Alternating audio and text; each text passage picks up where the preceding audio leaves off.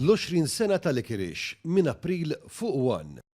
Justin Mallija ta' 25 sena li jgħix Bormla nżamm arrestat fil-faċilità korrettiva ta' Kordin wara li tressaq il-qorti it-tlieta filgħodu mixli li saraq żewġ midalji storiċi li jiswew 400,000 euro.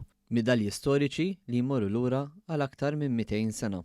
Fil-qorti, il-prosekuzzjoni spjegat li tnejn għal ħabta satejn ta' wara nofsinhar daħal rapport lill-Pulizija li kien hemm serqa ta' żewġ midalji storiċi minn ġewwa l-Mużew Marittimu fil-Birgu.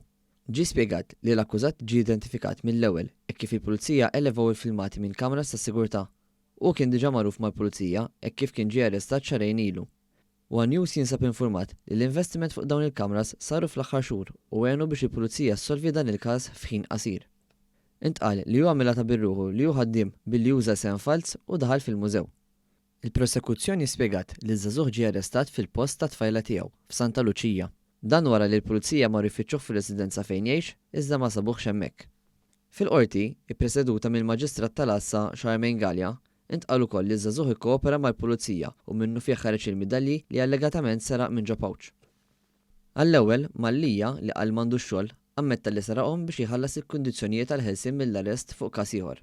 Hekk kif il-Maġistrat Gallia spjegat li jista' jeħel sa 8 snin ħabs u biddel fehmtu u wieġeb mhux ħati. Id-difiża ma talbitx għal ħelsien mill-arrest u nżamm arrestat. Preżenti fl-awla kien hemm il-kuratur tal-Mużew Marittimu Liam Gawci. Intant fi stqarrija, Heritage Malta spjegat li wara s-serqa ta' dawn il-midalji, l-uffiċjali tal-mużew ħadu azzjoni immedjata u minħabba l-investiment qawwi li sar fis-sistemi ta' sigurtà tal-mużew ippermettew li l-allegat ħallil inqabad ftit tal-ħin wara. Intqal kif dawn il-midalji storiċi ingħataw bejn l-1800 u l-1801 lil mexxejja u membri distinti tal-battaljuni tal-Kungress Nazzjonali li ġġieldu biex illiberaw lil Malta mill-Franċiżi.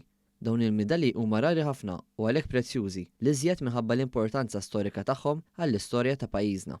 Sa dan it-tant, dwar dan il-każ, ikkummenta fuq il-midja soċjali il-Ministru għall-Wirt Nazzjonali u l-Kultura Owen Bonnici. Il-Ministru Bonnici qal li dawn iż-żewġ muniti storiċi ingħataw mill-ġdid lill-Mużew Marittimu. Hawnhekk, Dr. Bonnici ringrazzja lill-Pulizija u l-ħaddiema ta' Heritage Malta li huwa responsabbli mis-sigurtà għas-sistemi effikaċi li waslet biex il-persuna allegatament responsabbli tinstab f'temp qasir.